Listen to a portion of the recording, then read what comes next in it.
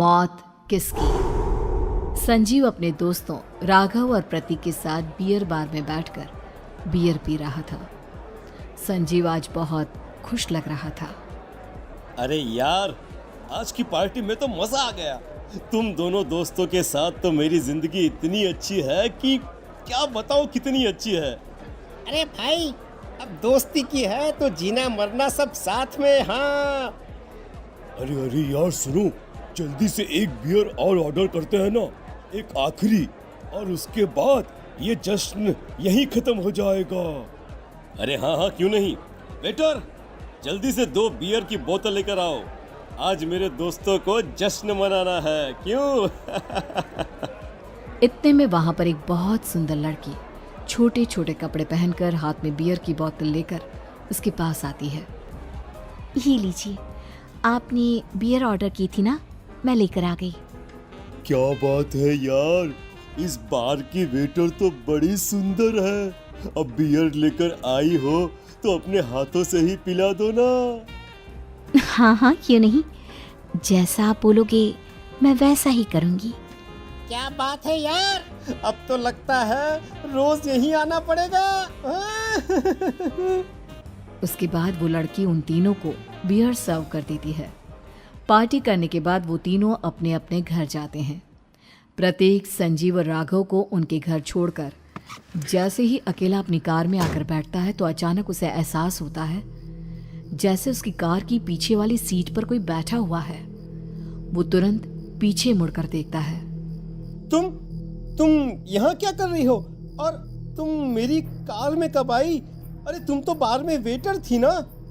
बस ऐसे ही मेरा दिल कर रहा था आपके साथ आपके घर चलने का, इसलिए मैं आपके साथ चली आई। अरे लेकिन तुम मेरी कार में आई कब? अभी कुछ देर पहले तो यहाँ पर मेरे दोस्त बैठे हुए थे। प्रतीक के इतना बोलते ही उस लड़के का चेहरा खतरनाक तरीके से बदल जाता है। उसकी आंखें पत्थर की तरह सफेद और पूरे शरीर पर नीली नीली नसें उभर आती है। गाड़ी चलाओ, पूरी स्पीड में चलाओ, और अगर तुमने गाड़ी रोकने की कोशिश भी की तो मुझसे बुरा कोई नहीं होगा। डर की वजह से प्रतीक के पसीने छूटने लगते हैं। उसका शरीर बुरी तरह से कांप रहा था। प्रतीक बिना कुछ सोचे समझे कार को फुल स्पीड से चलाना शुरू करता है। चलते चलते वो शहर से दूर एक पहाड़ी पर पहुंच जाता है और सामने अब सिर्फ पहाड़ी का किनारा दिख रहा है, जिसे देख प्रतीक घबराकर अचानक से कार को ब्रेक लगाता है।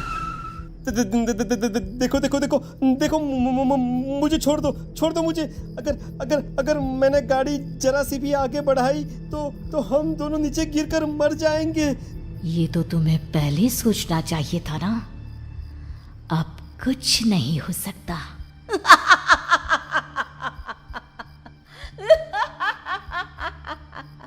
छोड़ दो मुझे। नहीं, प्लीज मुझे छोड़ दो। प्लीज मुझे जाने दो। छोड़ दो मुझे। गाड़ी आगे बढ़ाओ। और तभी अचानक से बिना प्रतीक के स्टार्ट किए उनकी कार आगे बढ़ती है और गहरी खाई में गिर जाती है। उसके चीखने की आवाजें चारों तरफ सुनाई देती है।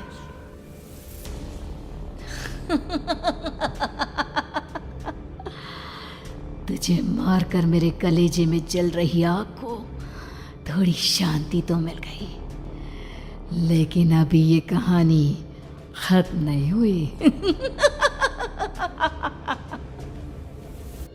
और फिर अगले दिन राघव और संजीव को पता चलता है कि प्रतीक की पहाड़ी से नीचे गिरकर मौत हो गई। अरे कल रात की तो बात है यार, हम सब बैठकर पार्टी कर रहे थे, लेकिन मेरी एक बात समझ में नहीं आ रही। राघव शहर से इतना बाहर उस पहाड़ी पर इतनी रात को क्या करने गया था? अरे यार, वही सोचकर तो मैं भी परेशान हूँ।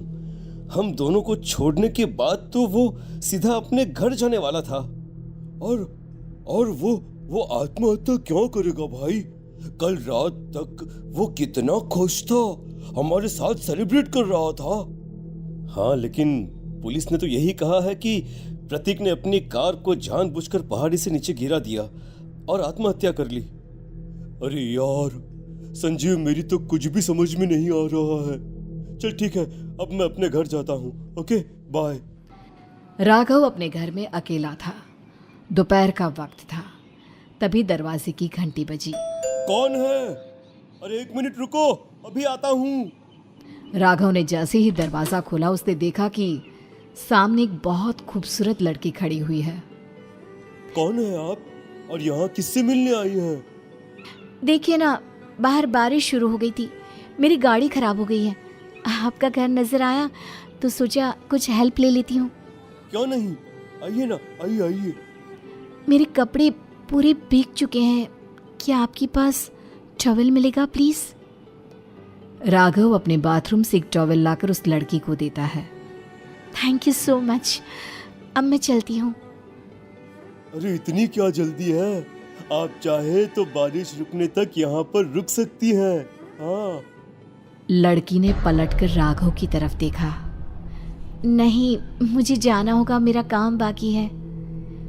और वो वहां से चली गई। उस लड़की के जाने के बाद राघव अपने बाथरूम में नहाने के लिए गया और जैसे ही उसने बाथरूम में देखा तो उसका टॉवल वहीं पर लटका हुआ था। उसने टॉवल हाथ में लिया तो देखा कि उसका पूरा टॉवल खून के धब्बों से सना हुआ है। अरे अरे ये क्या? ये टॉवल तो मैंने उस लड़की को दे दिया था। ये वापस मेरे बाथरूम में कैसे आ गया? और इस पर ये खून के धब्बे कहां से आ गए? राघव ने आईने में देखा तो उसकी गर्दन पर एक बड़ा सा चाकू का कट लगा हुआ था जिससे खून बह रहा था, जिसे देख राघव के होश उड़ गए। हाँ, अरे ये क्या? मेरी गर्दन इतनी ज्यादा कटी हुई है और मुझे दर्द भी नहीं हो रहा है। ये क्या हो रहा है मेरे साथ? राघव घबराकर बाथरूम से बाहर आया और अपना मोबाइल उठाकर उसने संजीव को फोन लगाया। संजीव जल्दी से मेरे पास आ जाओ। मुझे लगता है कुछ बहुत बड़ी गड़बड़ है, जल्दी आ जाओ। उधर से आवाज आई, लेकिन वो आवाज संजीव की नहीं बल्कि एक लड़की की थी। कुछ अजीब नहीं हुआ है, बस तुम्हारी मौत तुमसे मिलने आई थी और तुम्हें मारकर चली गई। अब तुम इस दुनिया का हिस्सा नहीं हो राघव, इसलिए तुम्हें अपनी गर्दन के कटने का दर्द भी महसूस नहीं हो रहा।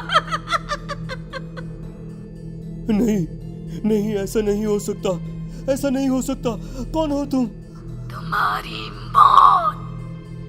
अब संजीव के पास खबर पहुंचती है कि राघव ने अपने ही घर में चाकू से गर्दन काटकर आत्महत्या कर ली। ये सुनने के बाद संजीव के होश उड़ गए। वो पसीने से तरबतर हो गया और एक अनजाना डर अब उसके दिल को सताने लगा। संजीव के साथ ही उसका एक छोटा भाई राजीव भी रहा करता था। अपने भाई को इस तरह परेशान देखकर राजीव उसके पास आया। अरे भैया, क्या हुआ भैया? आप इतने घबराए हुए क्यों लग रहे हैं? प्रतीक और राघव की मौत, मेरा मतलब मेरी कुछ समझ में नहीं आ रहा भाई। अचानक से मेरे दोनों दोस्तों ने आत्महत्या क्यों कर ली?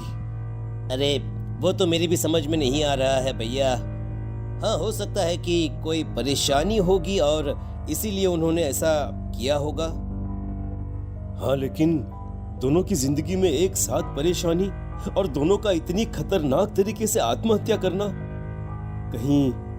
कहीं ऐसा तो नहीं मैं भी मर जाऊंगा? अरे आप ऐसी बातें क्यों कर रहे हैं भैया? वैसे ही मैं इतना परेशान हूँ। जब से अंजलि ने मेरा साथ छोड़ा है तब से सब कुछ बहुत अजीब सा हो गया है। रोज रात को डरावने सपने आते हैं। ऐसा लगता है जैसे अंजलि बार बार मेरे सपनों में आकर मुझे डराने की कोशिश करती है। अंजलि का नाम सुनते ही संजीव की आंखें फट गई और उसके गले में आवाज अटक गई। उसके चेहरे पर घबराहट साफ नजर आ रही थी। कौन थी वो लड़की जिसने प्रतीक और राघव को आत्महत्या की आड़ में मौत के घाट उतार दिया? और कौन थी अंजलि जो बार बार राजीव के सपनों में आकर उसे डरा रही थी? अंजलि का नाम सुनकर संजीव इतना घबरा क्यों गया? इन सवालों के जवाब जानने के लिए देखिए